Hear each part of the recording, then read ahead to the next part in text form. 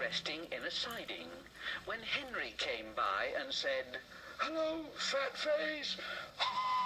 Hello, fat face!" Gordon was furious. "What cheek! What cheek!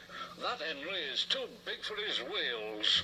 Fancy speaking to me like that. To me, who has never had an accident. Never, ever had an accident." Percy was a bit puzzled. "Oh, but Gordon, aren't jammed whistles and burnt safety valves accidents?" "No, indeed, they are not accidents. Not accidents. They're just high spirits. I mean, it might happen to any engine. But to come off the rails, well, I ask you, is it right? Is it decent, A few days later, it was Henry's turn to take the express. Gordon watched him getting ready. "Better be careful, Henry. You're not pulling the flying kipper now, you know. Mind you keep to the rails today, won't you?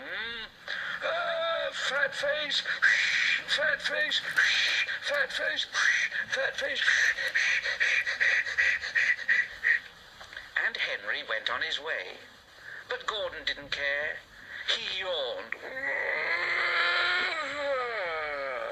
and went off to sleep.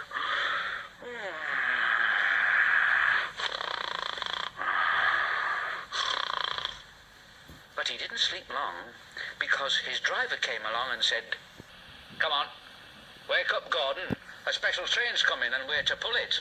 A special train? Is it coaches or trucks?" "It's trucks." "Oh, trucks. I don't like trucks." They lit Gordon's fire again, but they couldn't wait, so Edward pushed him onto the turntable to get him facing the right way.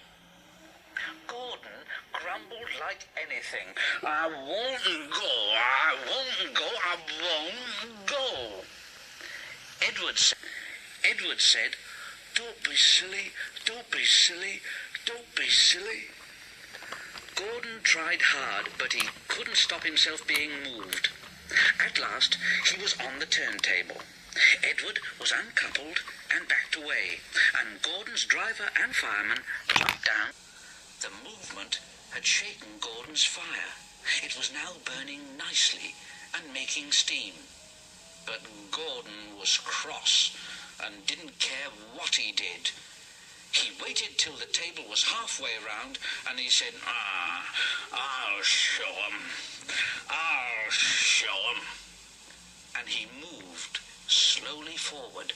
He only meant to go a little way, just far enough to jam the table and stop it turning as he'd done once before.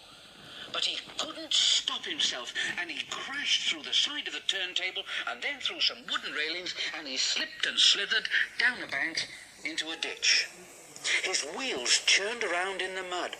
"Oh, my wheels are spinning. I can't get out. I can't get out. Oh, please get me out. Please get me out." But his driver and fireman said, "To hope, not to hope. You're stuck, you silly great engine, you silly great engine. Don't you understand that? Don't you understand that, They telephoned the Fat Controller, who said, Yes. "Oh, so Gordon didn't want to take the special and ran into a ditch. Oh, yes. What's that you say? The special's waiting? Well, tell Edward to take it, please. Yes. Gordon? Oh, leave him where he is. We haven't got time to bother about him now." A family of frogs croaked at Gordon as he lay in the mud. Gordon, Gordon, Gordon, Gordon, Gordon, Gordon. On the other side of the ditch, some little boys shouted out, "Phew, doesn't he look silly? They'll never get him out." And they began to sing. "Silly old Gordon fell in the ditch, fell in the ditch, fell in the ditch. Silly old Gordon fell in the ditch all on a Monday morning. Ha, ha. Then the school bell rang and they chased off down the road. Gordon was in a mess, and he said,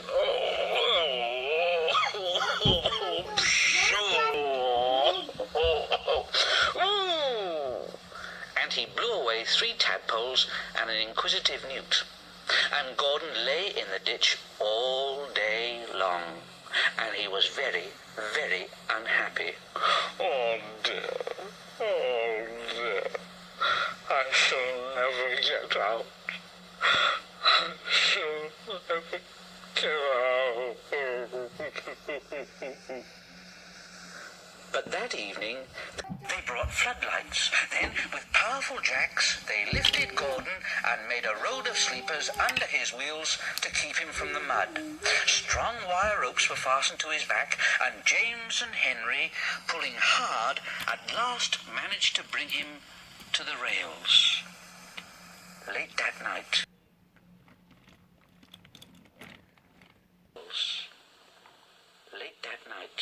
Gordon crawled home, a sadder and a wiser engine.